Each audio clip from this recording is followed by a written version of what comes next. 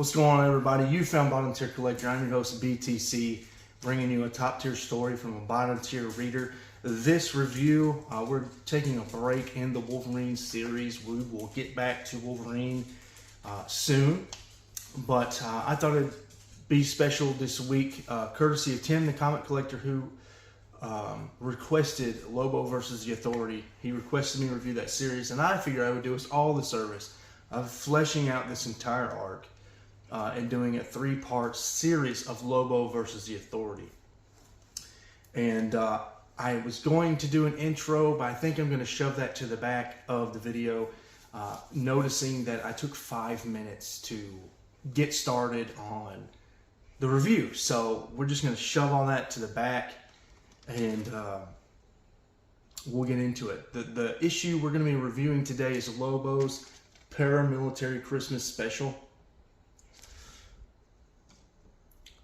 I'd also like to feature the other 2 books in this 3-part series. So we're also going to be doing tomorrow The Authority versus Lobo Jingle Hell, and The Authority Lobo Spring Break Massacre. It's essentially a 2-part story, but it involves the events of Lobo's Paramilitary Christmas Special. And because this book is such a lengthy one-shot, excuse me, I had to put some books down. Because this book is such a lengthy one-shot, I'm actually going to be using a reference book. I know it's not fun having somebody read verbatim from a reference book, but it's a pretty lengthy story, and I do like to go off the dome. I feel like that presents the best. But for the purposes of this story, I'm going to be using a reference book. If you have Keith Giffen Lobo Volume 1, it's near the center of the trade, if you've never opened it. So we're automatically introduced to... well, we're not automatically introduced. We're automatically set in an alien world, most likely Earth. But they mention here on the first page how even alien worlds dust off Bing Crosby albums. We're introduced to a family in the hills somewhere. There's tons of snow, and Silent Night, Holy Night is being sung. It's opening up like a classic Christmas story. It's just that tongue-in-cheek humor we're used to from Lobo, if you know much about Lobo. And then we're introduced on the next page to this downtrodden couple, and they're arguing. It's 2 days before Christmas, and they're talking about the toilet's broken, the husband is fired. No job, no prospects to get his kids anything for Christmas.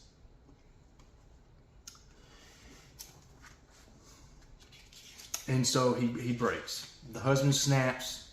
There's nothing else he can come up with. So he's going to do what I think any evil parent would do. He starts loading his guns, and he's going to go upstairs and put his children out of their misery so that they don't have to go another Christmas without toys. But wait, there was a knock at the door. There's a book on the doorstep, and the parents open it up. They're cautious to open this book. The husband, I think Fret is his name. Fret tells Orifice, that's her name, Orifice, that it could be booby-trapped. But Orifice talks him into it. What else are you going to do for Christmas? We have nothing else going on. Let's open this book. And I'm going to throw this next page up beside me. I'm going to read this verbatim. This is what they read in the book. No job, no money, no prospects, no Christmas. Each year, thousands of parents die in incidents of domestic violence. perpetrated by their very own and very irate children. Yes, that's right. Ordinary kids who, realizing they will enjoy no Christmas, turn on their folks with a homicidal mania and unprecedented proportions. What can you do to prevent your death? Fortunately, the answer is simple. Merely read this book to your children, The Lobo Xmas Sanction, or 'Tis the Season to be Jolly, rat-tat-tat-tat-tat. Whoa, you say. What difference can one poxy little book make? To which we say, read it to them and see. Backed by our cast iron guarantee, if your kids still want a Christmas after reading, we will pick up the burial expenses up to, but not exceeding, 3,500 credits. What other publisher dares to put his money where his mouth is? Try it. You have nothing to lose but your terror. A public service announcement brought to you by, and it's cleverly put in here, the credits, Keith Giffen on plots and breakdowns, Simon Bisley on the art, Alan Grant doing the dialogue, Laverne Kindzierski on the colors, Gaspar on the letters, and Bad Dan Raspler. That's the editor of this comic book.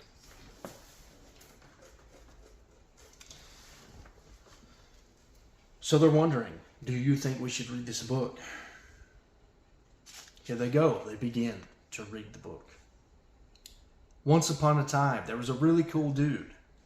There was also a dog of sorts that had taken to following him around.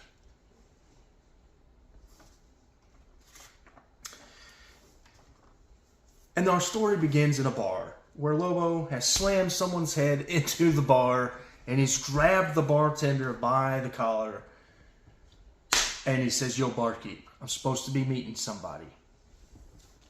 And here we got a little joke. In a back, in a booth, in a gata davida. And he tells Lobo that the person he's supposed to be meeting is 3 sheets to the wind, and should he send around as usual? Of course, dweebs. Well, Lobo enters the door, and to our surprise, the Supremer's surprise, it's the Easter Bunny, who is 3 sheets to the wind. Excellent. Great. He tells Lobo to pull up a few. And Lobo's getting pushy, because Lobo is how Lobo is. Say your piece, you super Bugsy. The Easter Bunny explains how Christmas is taking over and Santa Claus has become a tyrant and no kids care about Easter Bunny anymore. And he's also collaborated with other fairy tale creatures. We assume the Tooth Fairy. We assume maybe even Uncle Sam for Independence Day. We don't know. But we know there's other conspirators collaborating with the Easter Bunny to hire the main man. There's a funny tidbit where Lobo recognizes the Easter Bunny, and the Easter Bunny says, "You almost caught me in a snare when you were a little kid." And he says, "Oh, I remember that, hot dog. That's right."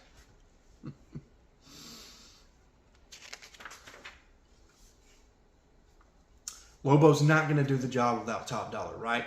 So the Easter Bunny confirms to Lobo, "We will pay you top dollar. We're showing you how serious we are, that we want Santa Claus out of the picture." Lobo exits. We see a scene of space dolphins. I'm guessing Lobo heads back to headquarters. And we get a scene. I'll put it up here. Lobo's getting ready. Ho, ho, ho. Kind of reminds me of Home Alone.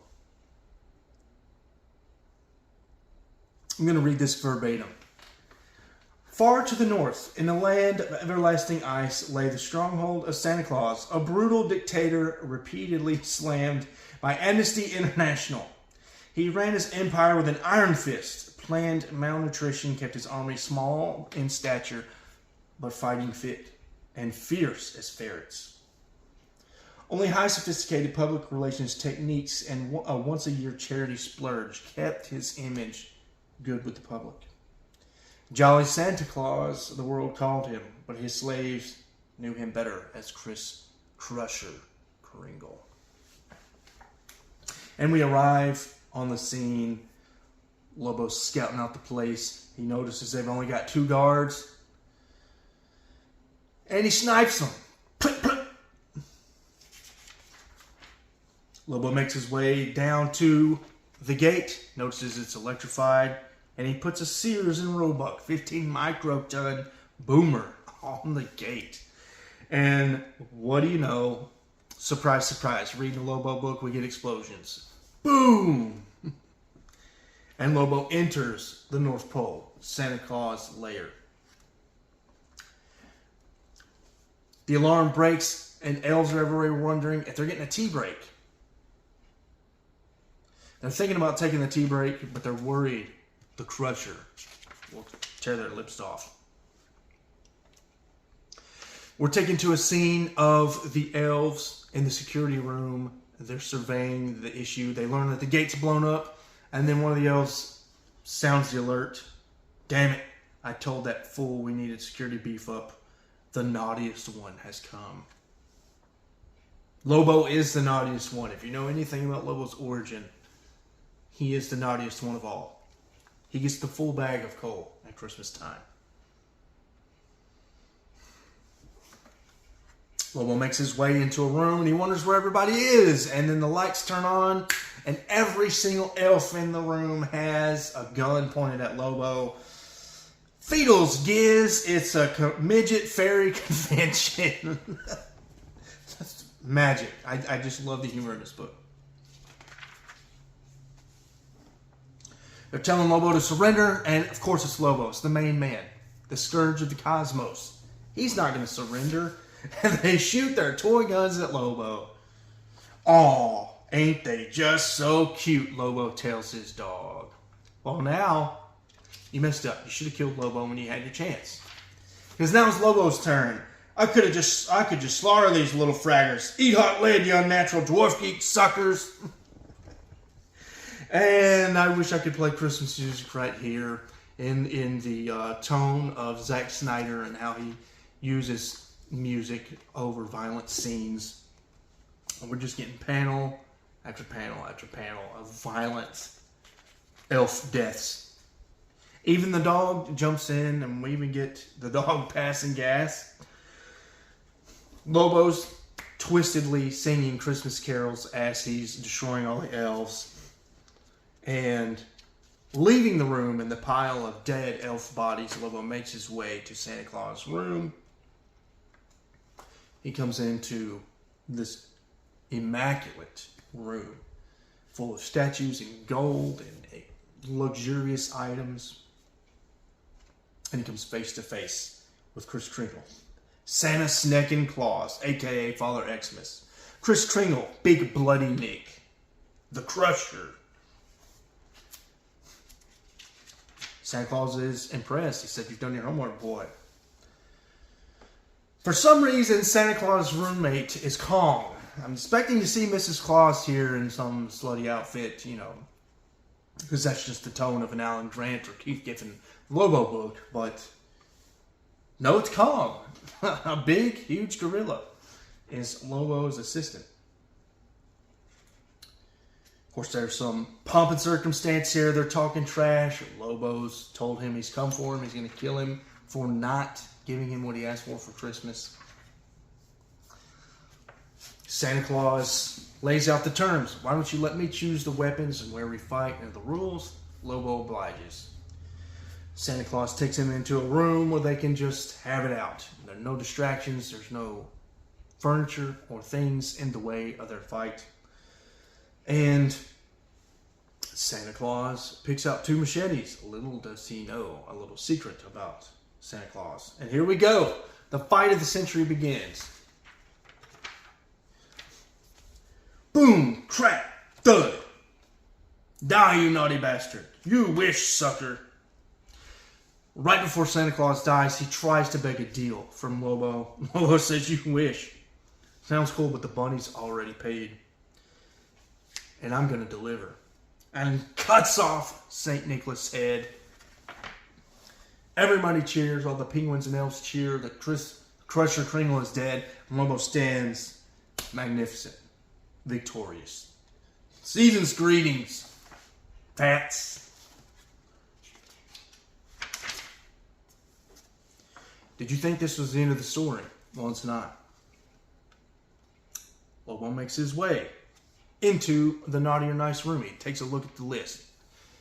He decides it's a waste of all this crap to decide who's naughty or who's nice. Because he didn't get put on the nice list. He views it as a waste of time. He looks at the naughty list and he views them as potential competition for the future. I'm going to have to contend with all these naughty people if I don't get rid of them. So what does he do? What any good last son of Zarnia would do. He makes warheads on an old pole. You don't spend your life with, earn your living from, weapons of mass death and destruction while picking up a little technical you-know-how along the way. Of course, that's Lobo. He has Kong and the elves and the penguins and Dog making tons and tons of warheads. And he looks back and he says, all right, it's time to get ready. And he goes to meet the reindeer. He needs Rudolph to lead his sleigh.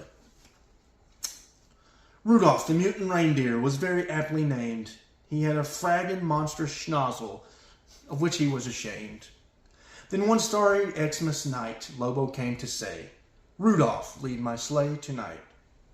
Or I'll blow you away. No, never. You're naughty, much too naughty. Blam! Your choice, guy. Ho, more Rudolph. Ho, fragging ho. All right, you walking entries.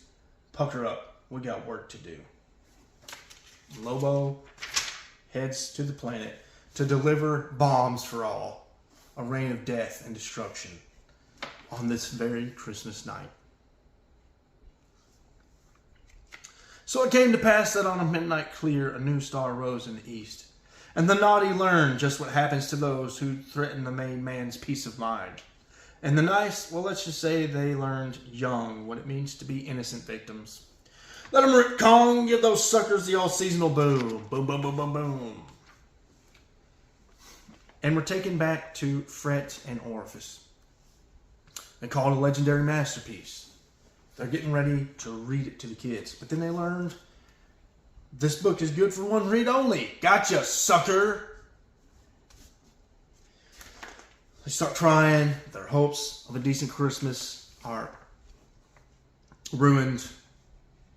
And so Fret goes upstairs and does what any evil parent would do. He says goodnight one last time to his 10 children. Merry fraggin' Xmas. Ho, ho, fraggin' ho. So, that was Lobo's Paramilitary Christmas special. I hope you guys don't mind. I read from the book. I didn't read it quite verbatim, but I needed a reference. It's a thick story, and I wanted to get it all right. I wanted to get each page for you guys. I did skip around a little bit. I glossed over some of the less important pages. But that's really the base of the story, and it's a treasure in my heart. Yes, it's a mature story, but it's meant to be funny. It's meant to be ridiculous. It's meant to be over the top. I love a lot of the jokes, a lot of the humor in this book. Dog is ridiculous, joining in on the murder spree and farting on a comic book page. And then we got Lobo dropping bombs on Christmas for all the naughty boys and all the nice girls, you know. It might just be a literary masterpiece. So, going to wrap up by offering some information for you guys. Lobo's Paramilitary Christmas Special, the Authority Jingle Hell, and Springbank Massacre are the cheapest ways to get this 3-part story in your collection. But if you would like to get it in trade, I have some other options for you. I've actually triple dipped these 2 issues, and I usually don't buy multiple copies of an issue, but Lobo's my exception. And when it comes to different formats. I don't mind spending the money. So again, the Lobo Volume 1, that is where you can get Paramilitary Christmas Special. This was actually supposed to be a standalone story and not have anything to do with Jingle Hell and Spring Break Massacre when it came out. But it's just a treat that over a decade later, Jingle Hell and Spring Break Massacre dust off this story and make it fun. Next up, if you want to continue, if you got Volume 1, you're going to want Volume 2, because Jingle Hell and Spring Break Massacre are in this story. And brand new, if you pay sticker price, it's going to be about $50 for both these books, which is a lot of content. Not quite the size of an omnibus or a compendium, which can be cheaper.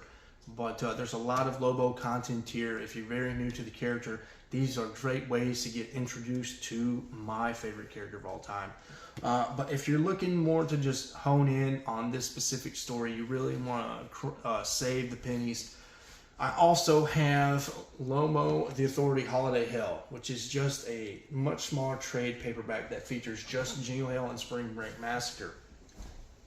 And then you compare it with Lobo's Paramilitary Christmas Special, which used to be found in dollar bins. I don't know if it's found in dollar bins anymore, but it shouldn't cost you more than $5, I would assume. Yes, it's the first appearance of Lobo's dog, but Lobo, let's face it, is a Z-list character. Nobody really cares that much about Lobo for the book to warrant a big price tag. That'll do me, guys. This is part 1 in this series. If you liked this story, if you liked my review, go give the person who requested it, Tim the Comic Collector, a sub, a like, a view, all that good stuff. And I'll see you guys tomorrow for Lobo versus Authority Jingle Hell.